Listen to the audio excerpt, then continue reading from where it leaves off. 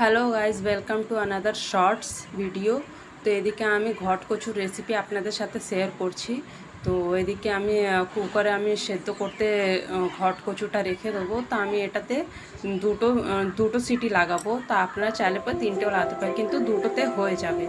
তো এদিকে আমি এটা সিটি লেগে গেছে, তো প্রেশারটা আমি বের করে নিয়ে আলাদা বাসনে ঝুড়িতে আমি ঢেলে নেবো। এক এক করে উঠিয়ে নিলাম। উঠিয়ে নেওয়ার পর আমি এদিকে দেখতে পাচ্ছি যে ভালোভাবে সেদ্ধ হয়েছে। তো আমি এদিকে ছাড়ানো স্টার্ট করে দিয়েছি। বেশি গরম ছিল, তো তাও গরম গরমতে ছাড়িয়ে নিলাম। আমি ছাড়িয়ে নেওয়ার পর আমি এদিকে দেখতেই পাচ্ছি আলাদা বাসনে রেখেছি। এটা তো বাসন অনেক প্রচুর হয়ে যায়, তো যাকে আমার কাজ তো করতে হবে। তো এদিকে ছাড়িয়ে নেওয়ার পর এগুলো টুকরো টুকরোভাবে কেটে নেবে। তো এদিকে গ্যাসে দেখতে পাচ্ছেন আমি কড়া চড়িয়ে দিয়েছি, ওটাতে তেলও গরম হয়ে আছে। তো এটাকে হালকা করে ভেজে নেবো, যাতে কি যে চিপচিপে ভাবটা আছে ওটা যেন খতম হয়ে যায়। তো একটু নাড়াচাড়া করে নেবো আমি। এটা যতক্ষণে এই তরকারিটা হচ্ছে ততক্ষণে আমি দেখে নেবো কী কী উপকরণ এতে আমি দিচ্ছি। তো দেখে নিই, চলো। তো আমি এটাতে দিচ্ছি টমেটো কুচি, রসুন, ধনেপাতা, কাঁচা লঙ্কা, আদা আর কারি পাতা আর দুটো পেঁয়াজ এদিকে মিহি করে কেটে নিয়েছি। টমেটোটা অর্ধেক। এদিকে লাল মির্চ পাউডার আছে মশলাতে, আর আমচুর পাউডার আর জিরে পাউডার, হলুদ গুঁড়ো আর ধনে গুঁড়ো আছে, আর এদিকে আছে কসুরি মেথি।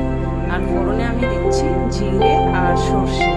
তো আপনারা এদিকে দেখে নিন মশলাতে আমি কী কী দিলাম। তো ততক্ষণে আমার তরকারিটাও বেশ ভাজা হয়ে গেছে। তো আমি এটাকে একটা থালাতে বা পাটিতে রেখে দেবো। আর ওই তেলেতে আমি ফোড়নটা দিয়ে দেবো। তো ফোড়নটা আমি দিয়ে দিলাম। দিয়ে দেওয়ার পর এটাতে আমি একটু যেটা রসুন কেটে রেখেছিলাম, রসুন কমসে কম আমাকে একটা দিতে হবে। তো এটাতে আমি রসুন দিয়ে দিলাম। যতক্ষণে এটা হালকা ভাজা না হয়ে যাচ্ছে, গোল্ডেন লাল লাল হয়ে যাবে, তখন আপনারা এটাতে আদা কুচি দিয়ে দেবেন। আপনারা চাইলে রসুন আর আদা বাটাও দিতে পারেন। তো আমি এদিকে সব মিহি করে কেটে দিয়েছি। তো আমি এটাতে আদা দিয়ে দিলাম। আদাটা হালকাভাবেই ভাজবো, বেশি ভাজবো না, নাহলে তেতো তেতো হয়ে যাবে। তো আমি পেঁয়াজও তারপর দিয়ে দিলাম। পেঁয়াজটাকেও বেশ ভালোভাবে আমি খুব করে ভেজে নেবো। তো এদিকে আমি দুটো পেঁয়াজ কুচি কুচি করে কেটে দিয়েছি। আপনারা রসুনের কোয়ান্টিটিটাও বাড়াতে পারেন নিজের হিসাবে। তো এদিকে আমি একটাই রসুন দিয়েছিলাম মিহি করে কেটে। তো এদিকে আমার পেঁয়াজটাও বেশ লাল লাল হয়ে এসছে, দেখতেই পাচ্ছ কালারটা কেমনি হয়েছে। তো এটাতে আমি আবার টমেটো দিয়ে দিলাম। টমেটো আমি একটা দিয়েছি, ছোট টমেটো, কেন কি আমচুর পাউডার দেবো সেই জন্য। তো চেরা কাঁচা লঙ্কা দিয়ে দিয়েছি। তো এদিকে দেখতে পাচ্ছ। তারপর এক এক করে আমি কারি পাত্তাটাও দিয়ে দিলাম। দিয়ে দেওয়ার পর এক চামচ নিজের হিসাবে নুন দিয়ে দেবো আমরা, স্বাদ অনুসার নুন দিয়ে দেবো আমি। তো এটা একটু হালকা ভেজে নিলাম।